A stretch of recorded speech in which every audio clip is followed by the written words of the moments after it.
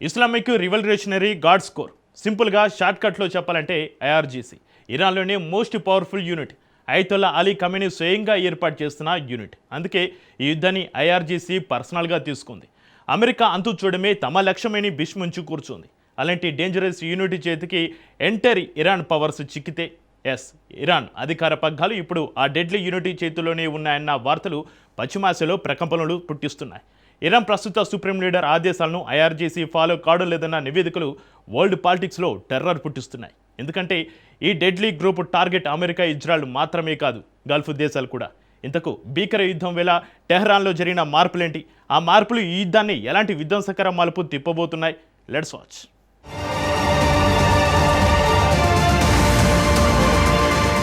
Middle East వార్లో twist, IRGC చేతికి Iran powers.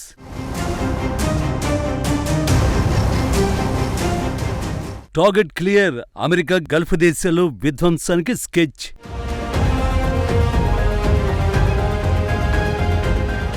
IRGC next action ఏంటి? గల్ఫ్ దేశాలపై గురి నిజమా?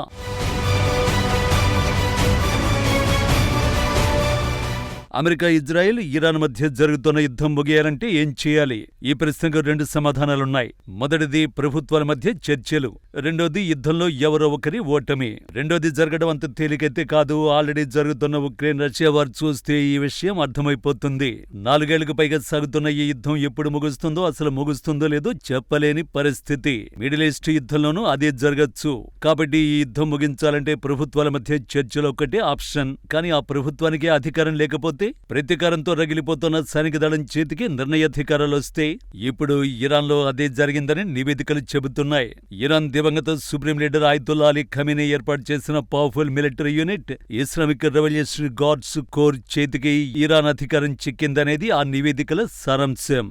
అదే నిజమైతే ఈ యుద్ధం విధ్వంసక మలుపు తిరగడం ఖాయం. నిన్నటి వరకు యుద్ధం ముగింపుపై సంకేతాలిస్తూ వచ్చిన ట్రంప్ ఇప్పుడు వ్యూహాలు మార్చి భీకర దాడులకు సిద్ధపడ్డానికి ఇదే రీజన్ అంటున్నారు రక్షణ రంగ నిపుణులు.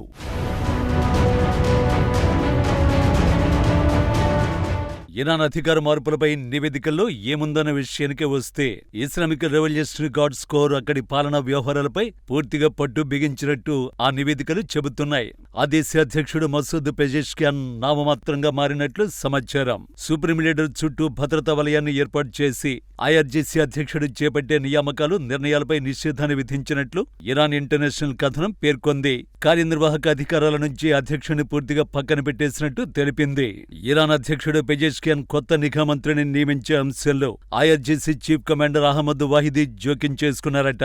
ప్రతిపాదిత పేర్లని వాహిదీ తిరస్కరించినట్లు ఇరాన్ ఇంటర్నేషనల్ నివేదిక పేర్కొంది. కీలక నాయకత్వ పదవులు ఐఆర్జీసీ పరిధిలోనే ఉండాలని వాహిదీ వాదించినట్లు సంబంధిత వర్గాలు తెలిపాయి. ప్రోటోకాల్ ప్రకారం సుప్రీం లీడర్ ఆమోదంతో నిఘా మంత్రుల్ని ఇరాన్ అధ్యక్షుడు నియమిస్తాడు. అయితే కొత్త సుప్రీం లీడర్ ముస్తఫా ఖమేనీని కలవడం అసాధ్యంగా మారడంతో కీలక నిర్ణయాలు తీసుకునే ప్రక్రియ సంక్లిష్టంగా మారింది. కొన్ని రోజుల క్రితం ముస్తఫా ఖమేనీని కలిసేందుకు అధ్యక్షుడు పెజెష్కియాన్ వర్తమానం పంపగా ఎలాంటి స్పందన రాలేదని ఇరాన్ ఇంటర్నేషనల్ పేర్కొంది.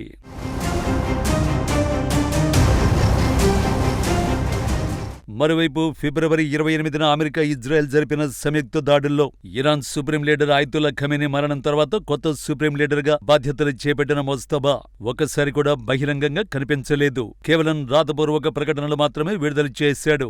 ముస్తఫా బయటకు రాకపోవడంతో అతడి ఆరోగ్య పరిస్థితి, ఎక్కడున్నారనే విషయాల్లో ఊహాగానాలు చెలరేగాయి.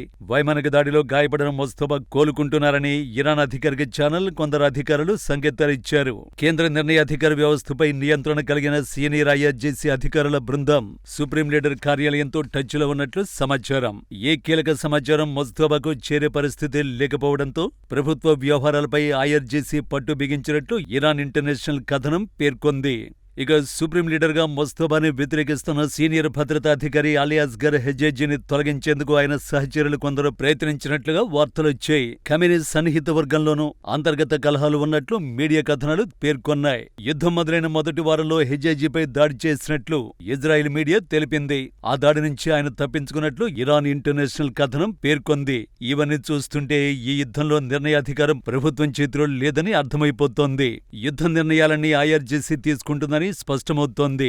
యుద్ధాన్ని విధ్వంసకర మలుపు తిప్పబోతోంది ఇదే. ఎందుకంటే ఐఆర్జీసీ ప్రతీకారంతో రగిలిపోతోంది కాబట్టి.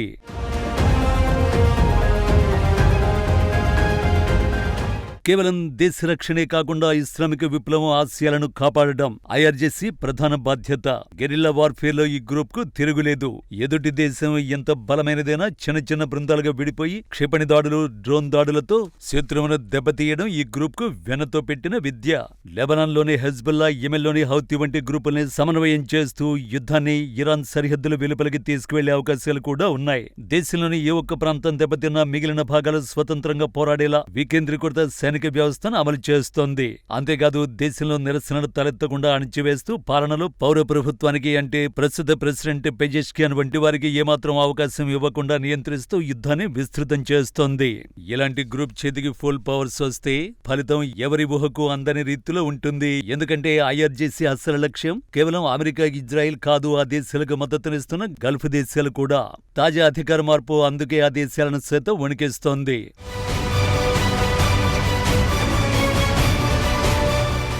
అవును, ప్రస్తుత పరిస్థితుల్లో ఐఆర్జేసీ లక్ష్యం కేవలం అమెరికా, ఇజ్రాయెల్ మాత్రమే కాదు, గల్ఫ్ దేశాలు కూడా వారి హిట్ లిస్ట్ లో ఉన్నాయని తాజా పరిణామాలు స్పష్టం చేస్తున్నాయి. యుద్ధం తీవ్ర రూపం దాల్చిన వేళ గల్ఫ్ దేశాలను టార్గెట్ చేయడం వెనుక ఐఆర్జేసీకి స్పష్టమైన వ్యూహాలు ఉన్నాయి. మార్చిలో జరిగిన దాడుల్లో ఐఆర్జేసీ నేరుగా గల్ఫ్ దేశాలను టార్గెట్ చేసింది. దుబాయ్, షార్జా వంటి నగరాల్లోని విమానాశ్రయాలు, పర్యాటక ప్రాంతాలపై డ్రోన్ దాడులు జరిగాయి. సౌదీ అరేబియా అమెరికాకు లాజిస్టికల్ సపోర్ట్ ఇస్తుండటంతో వారి చమురు నిక్షేపాలు మరియు గగనతలాన్ని ఐఆర్జేసీ లక్ష్యంగా చేసుకుంది.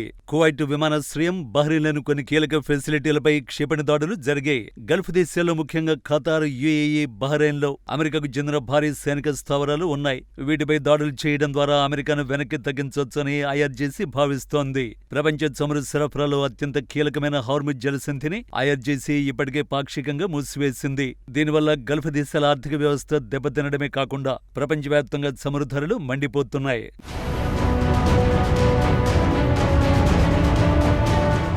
గల్ఫ్ దేశాలని మంచినీటి శుద్ధి కేంద్రాలు, పవర్ గ్రిడ్లపై దాడులు చేయడం ద్వారా ఆయా దేశాల్లో అస్థిరత సృష్టించాలని ఐఆర్జేసీ చూస్తోంది. ఐఆర్జేసీ మిలిటరీ కౌన్సిల్ ఇటీవల ఓ బహిరంగ హెచ్చరిక జారీ చేసింది. మా గడ్డపై జరిగే ప్రతి హత్యకు ప్రతీకారంగా ఆయా ప్రాంతాల్లో ఉన్న అమెరికా అనుకూల దేశాలు, టెక్ కంపెనీల మౌలిక సదుపాయాలను ధ్వంసం చేస్తాం అని బెదిరించింది. ఐఆర్జేసీ ఇప్పుడు ఎవరిని వదలకూడదు అనే ధోరణితో ఉంది. గల్ఫ్ దేశాల్లో ఉన్న అమెరికా ఆస్తులను, కంపెనీలను దెబ్బతీయడం ద్వారా ఆ దేశాలపై ఒత్తిడి పెంచి అమెరికాను యుద్ధం నుంచి వైదొలిగేలా చేయడమే వారి ప్రధాన ఎత్తుగడ. అందుకే ట్రంప్ సైతం యుద్ధం ముగింపు సంకేతాలు ఇచ్చినట్టే ఇచ్చి ఇప్పుడు విధ్వంసకర దాడులకు సిద్ధపడుతున్నాడు. ఈ దాడులకి గల్ఫ్ దేశాలు ఎంట్రీ ఇచ్చేందుకు సిద్ధపడుతున్నాయి. మొత్తంగా యుద్ధం తీవ్రమవుతున్న ఈ సమయంలో ఐఆర్జేసీ చేతికి నిర్ణయాధికారాలు రావడం విధ్వంసానికి సంకేతమే.